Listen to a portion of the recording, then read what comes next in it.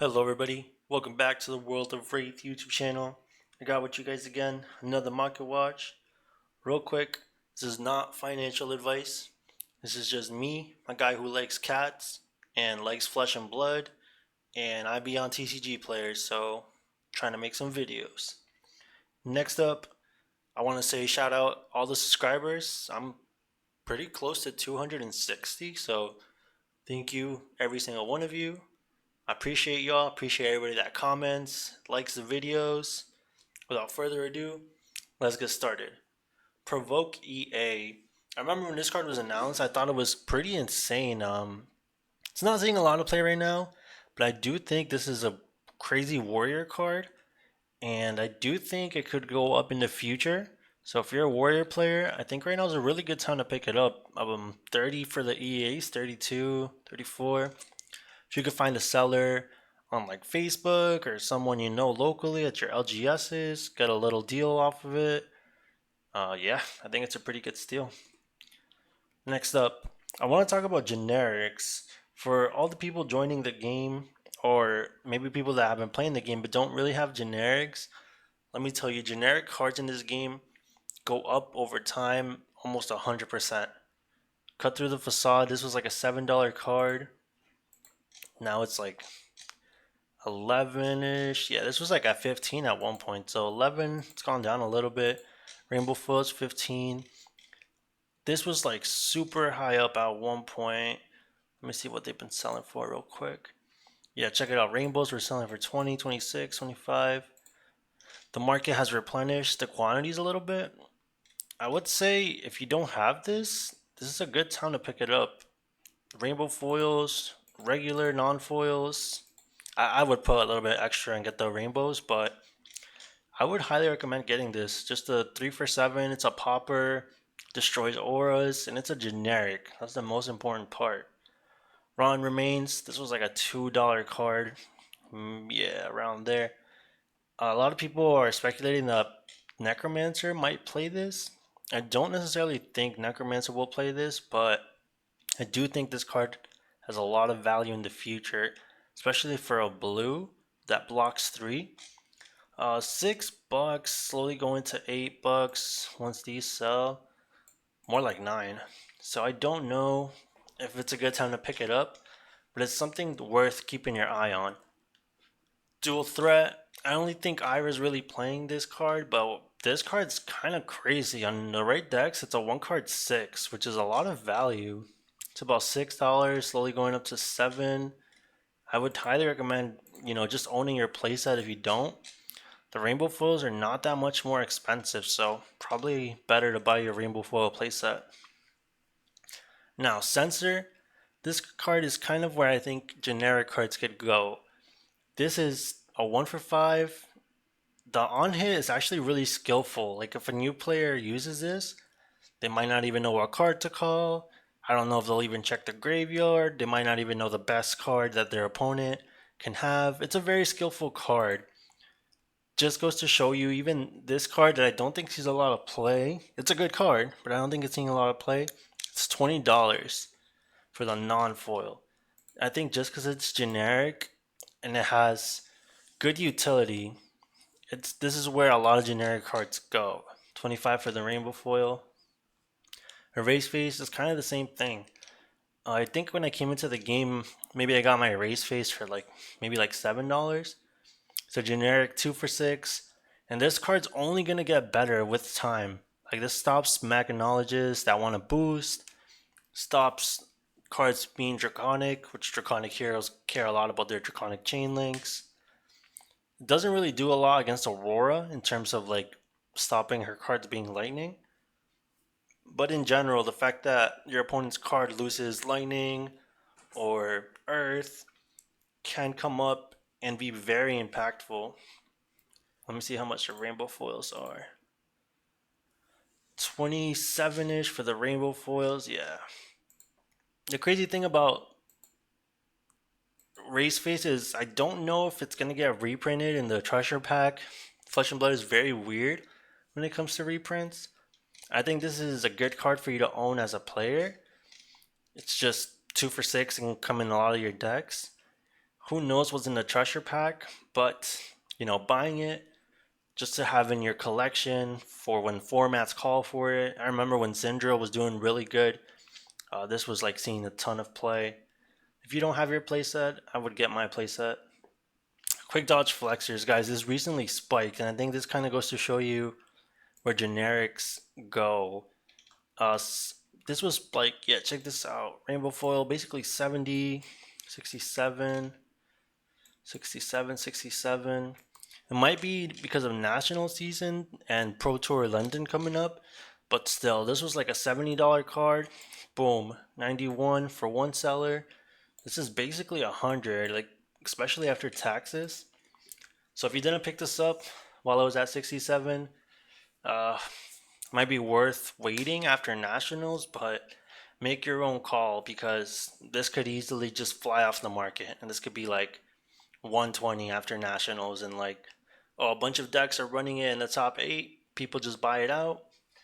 So it's your choice. Like I said, generic cards are very powerful, and a lot of decks can use them. So they're a good investment to have in your collection. Same thing with Stonewall Gauntlet. This was a little $20 card. People didn't even think it was that good. Look at it now. Pretty much a $50 card. Let's check out the cold foil. It's actually more cold foils than rainbow foils, which is kind of surprising. About 120, 130. The cold foil, I think it was like maybe like $40, like around the time MST came out. If you guys want to take away anything from the Market Watch video, pick up your generics early, especially when the set drops. When the set drops, it's usually cheaper, or maybe like week 1. It's a good time to pick it up. As time goes on, these generics, they're just going to get bought from the market, and there's going to be less and less available, and it's going to cause them to spike. All right. Next up, I want to talk about wizards. Kind of like how I was highlighting brutes last video. I think wizards are in a similar position. They're not really being looked at too much. Yeah, we have Verdance, but Verdance is like an earth wizard and doesn't really play kind of like how Kano does. I think LSS wants to do work on wizards and wants to make them better, but doesn't want to make them feel unfair. But it looks like a lot of the wizard cards are pretty undervalued. We got Kindle, which to me is like a crazy card. If you ever play against a Kano and they Kindle you, it is not a good feeling. About $4 for Kindle. Mental Block has been slowly going up this format. At first, I thought this card was kind of trash, but it's been seeing some play now with Verdance. Getting a Ponder token and preventing 2 damage is great, and it's a blue. Aether Arc, it's just a little sap, but it creates a Ponder token if you dealt more than 1 damage. It's about 13, 14. If this is this price for a card that, in my opinion, is not that good right now, when this card becomes good, I could easily see this be like 25. Surging Aether Tide. I think this was like maybe $2 not too long ago. See, $2. Verdant started doing good. Now this is close to like $4, $5. And then we got the Marvel, about 165. Yeah, Wizard's going crazy. I'm pretty sure this is not a signature weapon for any hero. So if you buy the Marvel, you know it's always going to be allowed. Unless it gets banned, but I don't think it'll get banned in CC. Eternal Inferno, about $1.23, $2. I think this is kind of where LSS is trying to take wizard design. Nothing crazy. Deal 4 damage to a target. If this deals more than 4 damage, banish it. You can play it this turn. It's only cost 1. I think this is like huge for future wizard design. So if you don't have yours, make sure to pick it up. This guy here is selling a whole playset for 3. Damn, maybe I should buy this. But I'll leave it there for you guys if someone wants to get the playset. $1.23, a little bit cheaper than everybody else too. And of course, we got the EA. This EA looks so cool. I've seen it in person. Only about 45. This guy has a playset. If Wizards start playing this and this takes off, this EA could be like a $70 card. Easy. Aether Wildfire. I don't think Verdance is playing this right now. I think only Kano is playing this. And I think LSS slowly wants to move away from this card because this card can be kind of ridiculous. But it is really cheap. If you like Wizards, I don't think this is a bad card to buy. Make sure you have your playset. Then we got the EA hovering around 30-ish dollars for the EA. You pay some extra dollars so you can see her skirt and the fire circle. You decide if the all that extra money is worth this little EA. Personally, I hate I hate how cool the EAs look, but it's really just a small difference. But I do love having the EA cards. But I think the micro text box are better. Moving on, Destructing Aether Tide, or as I call it, the Wizard CNC. About 12-ish dollars. Guys, if you don't have this, pick this up. I think this card's really good. I think this card's really crazy. Even like if you're just trading a 1-for-1, like if they're just A being 2 or 3 so they don't lose their arsenal, that's still pretty good for a blue that just deals 1. And sometimes this can come in for like 7 if it's been like amped really crazy. Even if you do it for like 5, usually they can only AB 3. Some cases they'll be able to AB 4, but yeah, this card's insane. Artwork's pretty awesome. Let's check out the rainbow foil real quick. Rainbow foil about 20-ish, so a little more. Maybe I would stick with the non-foil. If you don't have your playset, just get your playset for about 30-ish, 35, instead of like 60 for a rainbow foil playset. Alluvian Constellus. This card was not worth anything before Rosetta. It was super cheap. Let's see, yeah, about $10. Then at the time around Rosetta came out, it moved to like a $30 card. Now it's somewhere in the middle, about 22-ish. I think it's not a bad pickup. Like I said, if you're interested in wizards, it's a good time to get. Whenever legendaries are less than like 20, less than 25, I don't think they're a bad investment, especially if you're getting the original printing. Let's look at the cold foil real quick. Cold foil 33, yeah, this is not bad at all. If you're interested in wizards or you just think, hey, next time we get a wizard set, this is definitely going to spike, which I definitely think it will. This is not a bad pickup. Storm Striders. After Rosetta, this has been around like 120. It's been cooling off about 90. Not a bad time to pick up your Storm Striders if you like it. This card is one of the best leg pieces in the game. $90. History pack about 65. So if you want to save some money, 65 instead of 90, it's a pretty good call. It's just a white border one, but it still has the same effect. So pretty cheap. Yeah, I'm even tempted to get this, but I don't know if I'll ever play Wizards. Aether Binding of the Third Age. Guys, this is way too cheap. $8 for a legendary. Just like I said before, if a legendary is under 20, might be a good time to pick it up. I think I have one, so if it ever spikes, maybe I'll just try to sell my one. Cold foil is about 18. Yeah, guys, this is where I think Wizards are gonna go towards the future with like sigils and cards like that. But who knows? This card is so trash right now. I think maybe Ozilio runs it. It does block 1, something that Wizards don't really have as block value. I would definitely own, your one copy at least. And if you have like, I don't know, if you want to go and buy like this playset at 3, I could see it go up over time. Let's see, this is Japanese for 750. Yeah, not a bad pickup, I think.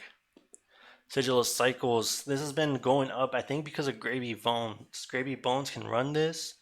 Discard a blue, draw a card. His ability becomes active. Yeah. Um, it's a generic, and it could kind of be like I said, they're playing the sigils for the new wizards, so who knows if a wizard would ever run this.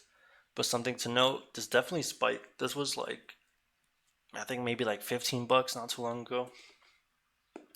Sigil of Aether. I don't know if Wizards actually play this, but this looks insane. Look at this card. Like, they went off on this. One of my friends has this, and when I saw it, I was like, wow, this is such a beautiful card. Only 4 on the market, so pretty low. Next up, Will of Arcana, Cold Foil. Don't think Verdant's run this. Maybe they do. I'm not sure if Kano runs this, but 150 for the Cold Foil. Fables are always going to be super hard to get, and I don't know if LSS ever wants to reprint these. Rainbow Foil, about 52, 53-ish. If you're a wizard player and you don't own this, I think this is a pretty good time to get it, especially with a lot of things in Rosetta spiking. This doesn't seem like it's been spiking yet. Let's see, 1 month. Yeah, it's just been going down. I would get this sooner than later. Like, as soon as they announce new wizards, wizard gets a structure, an armory deck, or another wizard set or something, this gem's gonna easily go to like maybe like 80. Well, thank you all so much for watching.